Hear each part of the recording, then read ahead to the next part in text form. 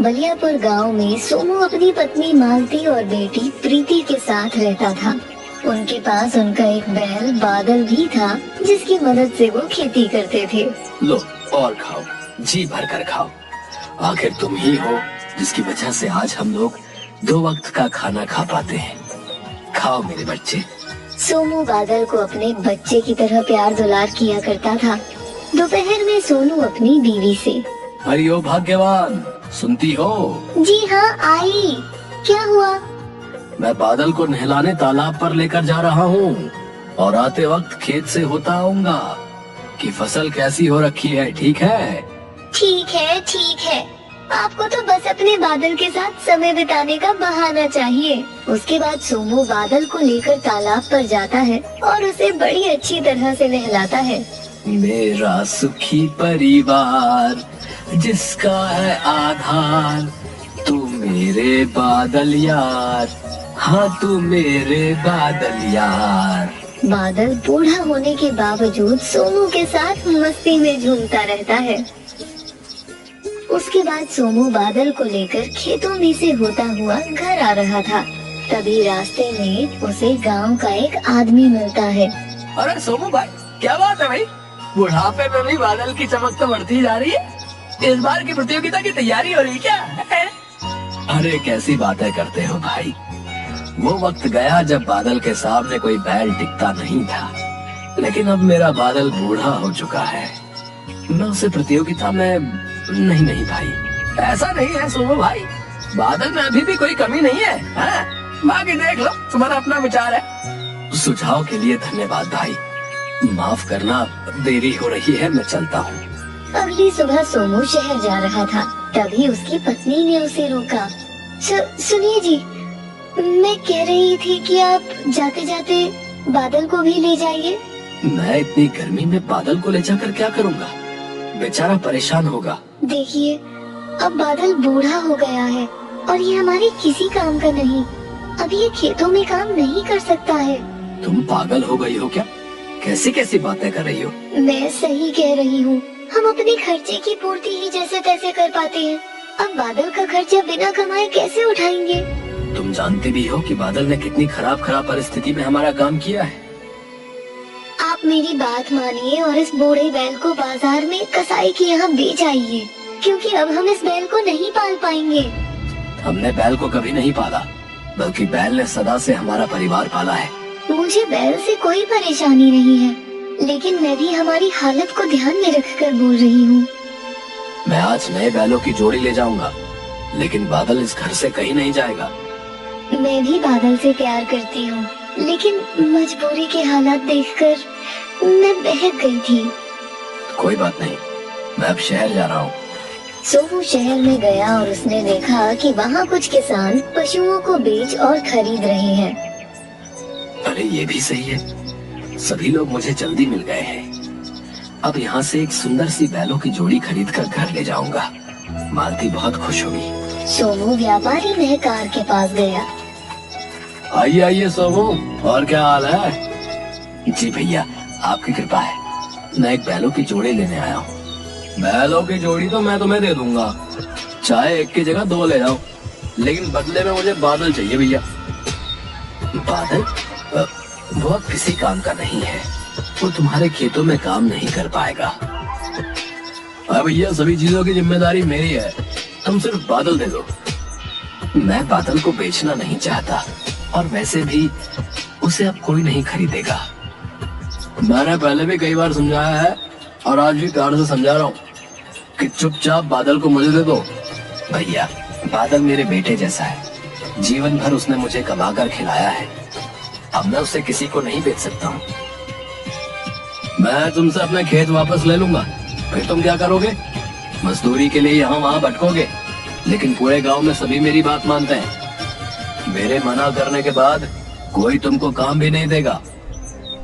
भैया ऐसा अन्याय मत कीजिए, हम तुम्हारे हाथ जोड़ते हैं। फिर सोच लो कि तुम बादल को मुझे बेचोगे या नहीं। चाहे मेरे कितने भी बुरे दिन आ जाए, लेकिन मैं बादल को तुम्हें नहीं दे पाऊंगा। उसने मेरा बहुत साथ दिया है, अब उसके बुढ़ापे में मैं उसका साथ नहीं छोड़ सकता हूँ। ठीक है, फिर तुम याद रखना कि तुम्हें बादल को ना बेचने की भारी कीमत चुकानी पड़ेगी, समझे? मैं बादल के लिए कुछ भी कीमत चुकाने के लिए तैयार हूँ, लेकिन तुम याद रखना कि तुम किसी गरीब के साथ ये अच्छा नहीं कर रहे हो। सोमू बिना बैल खरीदे ही वापस घर की ओर निकल गया। वहाँ उपस्थित एक अन्य व्यापारी ने महकार से पूछा, महकार भाई, सोमू का बैल बूढ़ा हो चुका है, तुम उसको खरीदने पर क्यों तुले हो? तुम नहीं जानते कि उस बैल में क्या है? मैं उस बैल को खरीद कर बैलों की दौड़ प्रतियोगिता में दौड़ाना चाहता हूँ। मैं कुछ समझा नहीं, वो बूढ़ा बैल कैसे दौड़ पाएगा? और अगर ऐसा होता तो फिर सोमू भी उसे दौड़ा सकता था। सोमू ने बहुत कोशिश की, लेकिन मैंने उसे हर बार प्रतियोगिता में हिस्सा लेने से रुकवा दिया है, और अब उसको खुद ही बादल पर भरोसा नहीं है, जबकि मुझे उस पर पूरा भरोसा है। अब आगे क्या करोगे? 2 दिन बाद बैलों की दौड़ प्रतियोगिता है। बादल बहुत सुंदर है, आधे से ज्यादा लोग तो उसकी सुंदरता पर ही पैसे लगा देंगे। मैं एक दिन में बहुत सारे पैसे कमा लूंगा, और फिर ये संख्या बढ़ती जाएगी, क्योंकि मैं आखिर तक पैसे कमाऊंगा। हाँ सही है, मेरे हाथ अब सोने का बैल लग गया है, सोना ही सोना होगा। दोनों खिलखिलाकर हंसते हैं। अगले दिन सोमू और मालती दोनों उदास बैठे थे। तुम बिना सोचे समझे फैसले ले लेते हो। मैंने पहले ही कहा था कि इसको बेच दो। ये हमारा भाग्य है कि कोई स्वयं चलकर इस बूढ़े बैल को खरीदने आ रहा है। अब तुम भी मेरी बात नहीं समझ रही हो। मैं सारी बात समझती हूँ। मेरे लिए भी बादल बहुत प्यारा है, और उसके अलावा हमारा कोई नहीं है। लेकिन महकार बहुत खतरनाक व्यक्ति है, हम उसका सामना कभी नहीं कर पाएंगे। हाँ, मैं भी यही सोच रहा हूँ। महकार जो बोलता है वो करता है। अब वो बादल को हमारे साथ नहीं रहने देगा।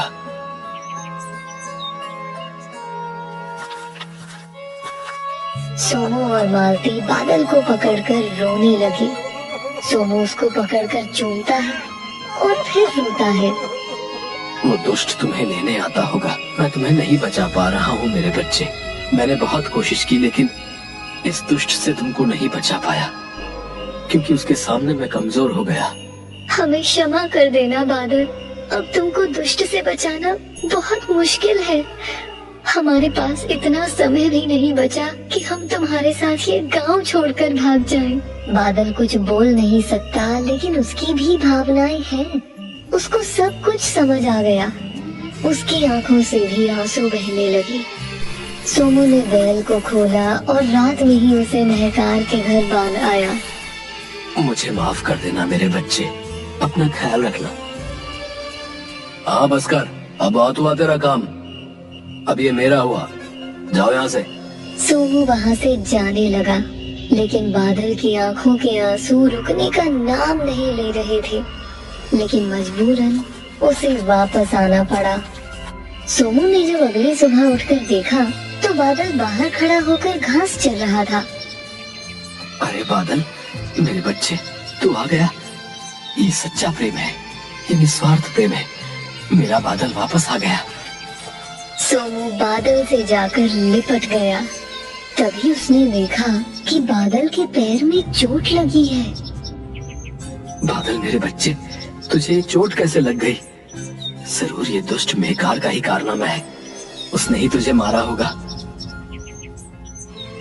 महकार के कारण सोमू और मालती की जिंदगी में सब कुछ खत्म हो गया था। अब उनके घर में रोटी भी नहीं बची थी। अब तो घर में खाने को कुछ भी नहीं बचा है। अब हम क्या करें? मेरी समझ से सब बाहर हो रहा है मालती। तभी बादल उन दोनों को परेशान देखकर अपनी जगह से चलकर पास ही रखी बैलगाड़ी के पीछे के हिस्से के पास जाकर खड़ा हो गया और अपनी सींगों से उसे उठाने की कोशिश करने लगा। ये सब देखकर सोमू और मालती रोने लगे। मजबूरी में सोमू ने बादल को बैलगाड़ी से जोड़ा और दिन भर सामान ढोने का काम किया। आज हमारे बुरे समय में बादल ही काम आ रहा है। मैं बादल से बिल्कुल भी इतना ज्यादा काम नहीं लेना चाहता था, लेकिन आज बादल ने बेटे से बढ़कर फर्ज निभाया है। उसने टूटी टांग से भी हमारे लिए रोटी कमाई है। सोमू और मालती दोनों की आंखों से झरझर आंसू बहने लगे। तभी वहाँ महकार आ गया। अब मुझे ही इस बादल को लेने आना पड़ा। इसकी टांग तोड़ने के बाद भी ये नहीं माना। मैं तुम्हारे आगे हाथ जोड़ती हूँ, मेरे बच्चे को मत लेकर जाओ। हाँ, बादल को छोड़ दो। इसके बदले हम जीवन भर के लिए तुम्हारे गुलाम हो जाएंगे। आज प्रतियोगिता है, मैंने बादल का नाम लिखवा दिया है और अब बादल मेरा है। मैं इसके लिए तुम्हें अब एक भी पैसा नहीं दूंगा। तुम मुझे मार दो और बादल को ले जाओ, क्योंकि मैं अपने जीते जी बादल को नहीं ले जाने दूंगा। देखो, मुझे बहुत देर हो रही है, इसलिए जाने दो, नहीं तो अच्छा नहीं होगा। मैं सच में तुम्हें मार दूंगा। महकार ने सोमू को धक्का मारा और बादल के गले में बंधी रस्सी को हाथ में फंसाकर चलने लगा। सोमू और मालती दोनों जोर जोर से रो रही थी।